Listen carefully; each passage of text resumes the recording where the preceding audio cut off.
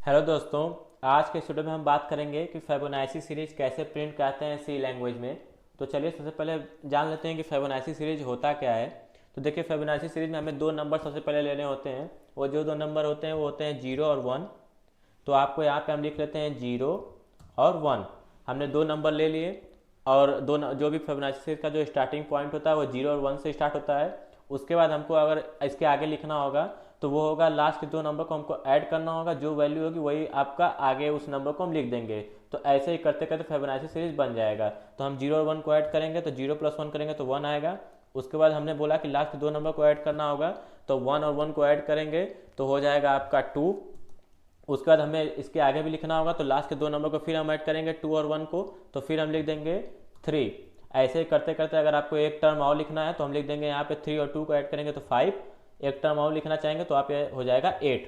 तो ऐसे ही लास्ट के दो नंबर को हम ऐड करते जाएंगे, तो जो भी सीरीज बनेगा वो होता है फिबोनाची सीरीज। इसको हम कमेंट करते हैं क्योंकि हमें इसकी आवश्यकता नहीं है। इसको अगर आप कमेंट नहीं करेंगे तो प्रोग्राम में एरर थ्रू करेगा, तो इसके लिए हम इसको कमेंट करते हैं। ये आपके लिए, यूजर के लिए जानकारी के तौर पर रहेगा, नॉलेज के लिए। अब हम क्या करते हैं, इसी को अब देखते हैं कि हम कैसे फिबोनाची सीरीज को प्रिंट कराएंगे। तो सबसे पहले अपने प्रोग्राम में हम हेडर फाइल इंक्लूड कर लेते हैं। तो #include stdio.h।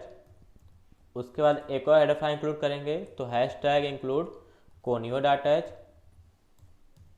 अब हम क्या करेंगे, मेन फंक्शन कॉल करेंगे तो इंट मेन। उसके बाद पैरेंथेसिस लगाएंगे, फिर कर्ली ब्रेसेस में सारे इंस्ट्रक्शन को लिखेंगे। तो सबसे पहले हमें क्या करना होगा, हमें एक वेरिएबल डिक्लेयर करना होगा। वो वेरिएबल किस लिए होगा, ये यूजर से पूछेगा कि आप कितने नंबर ऑफ टर्म में फिबोनाची सीरीज प्रिंट करना चाहते हैं। अगर आपने 5 बोला तो वो 5 तक प्रिंट करेगा। आप बोलेंगे 8 तो 8 टर्म तक वो फिबोनाची सीरीज को प्रिंट करेगा। तो हम एक वेरिएबल डिक्लेयर करते हैं इंट n। हमने इंटीजर डेटा टाइप का एक वेरिएबल डिक्लेयर किया है। उसके बाद हम प्रिंटफ की मदद से यूजर से पूछेंगे enter the number of term. आप हमें नंबर ऑफ टर्म बता दीजिए, उतने नंबर टर्म तक हम उस फिबोनाची सीरीज को प्रिंट कर देंगे। उसके बाद हम यहाँ पे हम सेमी कॉलम से बंद कर देंगे, फिर स्कैनअप लगाएंगे। स्कैनअप में पैरेंथेसिस में डबल कोट में लिखेंगे %d। %d हम इसलिए करेंगे क्योंकि हमें इंटीजर नंबर स्टोर करना होगा। उसके बाद हम क्या करेंगे, कामा लगा के लिखेंगे m%n। n वेरिएबल जो हमने डिक्लेयर किया था उसी में ये वैल्यू जाके स्टोर हो जाएगी। तो ये तो बात हुई आपसे पूछने के लिए कि नंबर ऑफ टर्म, आप कितने नंबर ऑफ टर्म तक फिबोनाची सीरीज को प्रिंट करना चाहते हैं। अब देखिए, अब हमें क्या करना होगा। अब हमें देखिए यहाँ पे पता है कि 0 और 1 हमें दो नंबर लेना ही है, क्योंकि फिबोनाची सीरीज का जो स्टार्टिंग पॉइंट होता है वह 0 और 1 होता है। तो हमें अपने प्रोग्राम में इसको भी स्टोर करना होगा 0 और 1 को। तो हम यहाँ पे एक वेरिएबल डिक्लेयर कर लेते हैं, एक या नहीं दो डिक्लेयर करेंगे। तो a और एक ले लेते हैं b। तो a में हम स्टोर कर देंगे 0 और b में हम स्टोर कर देंगे 1। हमने दो वेरिएबल ले लिए a और b। a में हमने 0 डिक्लेयर कर दिया, उसके बाद b में हमने 1 डिक्लेयर कर दिया। तो 0 और 1 हमको मिल गए। उसके बाद हम क्या करेंगे, अब हम लूप का इस्तेमाल करेंगे। लूप का इस्तेमाल हम किस लिए करेंगे, क्योंकि देखिए यहाँ पे एक काम बार बार हो रहा है कि हम लास्ट के दो नंबर को ऐड कर रहे हैं, उसको फिर प्रिंट कर रहे हैं, ऐड कर रहे हैं फिर प्रिंट कर रहे हैं। तो इसलिए हमको लूप इस्तेमाल करना होगा। लूप में हम फॉर लूप यूज करेंगे। तो चलिए लिख लेते हैं फॉर। उसके बाद यहाँ पे हम लूप वेरिएबल जो डिक्लेयर करेंगे वो आई लेते हैं। तो इंट आई को हम इनिशियलाइज कर देंगे 1 से। उसके बाद i <= n। ये जो लूप होगा, जितने नंबर ऑफ टर्म के लिए आप बोलेंगे उतने नंबर ऑफ टर्म के लिए लूप चलेगा और नंबर को प्रिंट करता जाएगा। उसके बाद हम देखिए i प्लस प्लस कर देंगे, इंक्रीमेंट भी करेंगे वैल्यू i की। उसके बाद देखिए फॉर लूप में हम क्या लिखेंगे, हम फॉर लूप में सबसे पहले a की वैल्यू को प्रिंट करा देंगे। a की वैल्यू क्या है, 0। तो हम लिख देंगे printf पैरेंथेसिस में डबल कोट में %d। %d किस लिए, वो हम a की वैल्यू के लिए स्टोर कराएंगे। तो a यहाँ पे लिख देते हैं, यहाँ पे हम कामा ला के लिखेंगे, नहीं तो एरर थ्रू करेगा। उसके बाद हम इसको सेमी कॉलम से बंद कर देंगे। फिर हम देखिए नीचे क्या लिखेंगे, हम लिखेंगे c = a + b। तो देखिए यहाँ पे c जो है हमने डिक्लेयर नहीं किया है, तो यहाँ पे हम इसको डिक्लेयर करते हैं c। हमने एक वेरिएबल c ले लिया इंटीजर डेटा टाइप का, तो यहाँ पे हमने c = a + b लिखा। उसके बाद हम लिखेंगे a = b और b = c।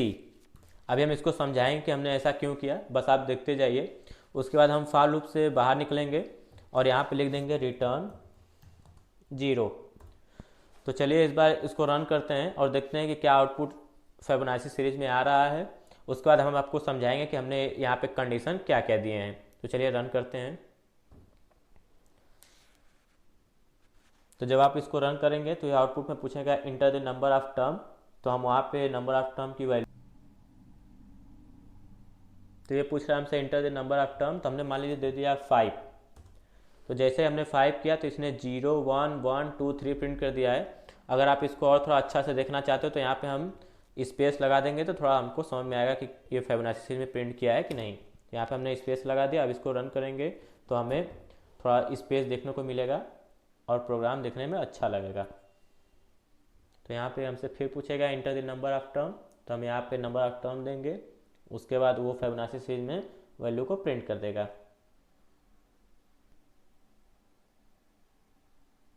तो ये हमसे पूछा enter the number of term. तो हमने दे दिया 5। तो देखिए इसने 0 1 फिर 1 और 0 को ऐड किया तो 1 प्रिंट किया, फिर 1 1 को ऐड किया 2, ऐसे ही करते करते इसने 5 टर्म तक वैल्यू को प्रिंट कर दिया। तो चलिए अब हम बताते हैं कि हमने यहाँ पे क्या कंडीशन लगाया है। तो देखिए सबसे पहले हमने फॉर लूप लगाया। फॉर लूप में हमने लूप वेरिएबल आई लिया, इसको हमने इनिशियलाइज किया 1 से। फिर उसके बाद आई को हमने लेस देन इक्वल टू कर दिया n तक। जितने आप नंबर ऑफ टर्म देंगे उतने तक ये लूप चलेगा। उसके बाद देखिए हमें लूप में नीचे क्या लिखा है, प्रिंटअप में हमने ए की वैल्यू को प्रिंट कर दिया। तो ए की वैल्यू क्या थी 0, तो हमें 0 मिल गया। उसके बाद जैसे ही 0 प्रिंट होगा उसके बाद देखिए यहाँ पे नीचे क्या लिखा है C equal to A plus B. तो ए की वैल्यू पहले कितनी थी 0 थी, 0 और प्लस बी की वैल्यू कितनी है 1। यहाँ पे हमने डिक्लेयर किया है ना कि जी की वैल्यू बी की वैल्यू हमने 1 किया है। तो यहाँ पे C equal to A plus B कर दिए। तो ए की वैल्यू 0 थी और बी की वैल्यू 1 हो गई। तो सी में क्या हो गया 0 प्लस 1 इक्वल टू 1 हो जाएगा। तो सी में हमारा 1 आ गया। फिर हमने नीचे गए तो यहाँ पे हमने लिखा ए इक्वल टू बी। तो ए की वैल्यू कितनी थी, सॉरी बी की वैल्यू कितनी थी 1 थी। तो इस बार ए में क्या स्टोर हो जाएगा 1 हो जाएगा। तो यहाँ पे ए की वैल्यू 1 हो गई। उसके बाद हमने बी में क्या स्टोर किया सी की वैल्यू यहाँ पे कितनी हुई है, सी की वैल्यू हमारी यहाँ पे 0 प्लस 1 किए तो 1 हुई थी। तो यहाँ पे बी में अब आ जाएगा हमारा 1। तो ए में हमारा आया था 1 और बी में भी हमारा आ गया 1। तो फिर ये ऊपर जाएगा फॉर लूप में। इस बार आई की वैल्यू इंक्रीमेंट होगी 2 हो जाएगी। 2 जो है 5 से, या 5 अगर आप नंबर ऑफ टर्म देते हो यहाँ पे 5 है तो 2 जो है 5 से छोटा होगा। तो ये नीचे आएंगे। ए की वैल्यू कितनी है, ए की वैल्यू हमारी 1 है क्योंकि हमने यहाँ पे देखिए किया था कि A equal to B, A equal to B हमने यहाँ पे किया। तो ए की वैल्यू क्या हो गई 1 हो गई क्योंकि बी की वैल्यू 1 थी। तो यहाँ पे 1 प्रिंट हो जाएगा, 0 और 1 हमें मिल गया। उसके बाद ऐसे ही करते करते वो लास्ट के 2 नंबर को ऐड करेगा और प्रिंट करता चला जाएगा। तो ये हुआ हमारा फिबोनाची सीरीज का प्रोग्राम। ऐसे ही आपको कोई भी प्रोग्राम चाहिए हमारे चैनल पे सब प्रोग्राम आपको मिलेंगे सी लैंग्वेज के। आई होप आपको वीडियो अच्छा लगा। हमारे चैनल बनने के हमारे चैनल को सब्सक्राइब करें, लाइक करें, शेयर करें। तब तक के लिए बाय, मिलते हैं अगले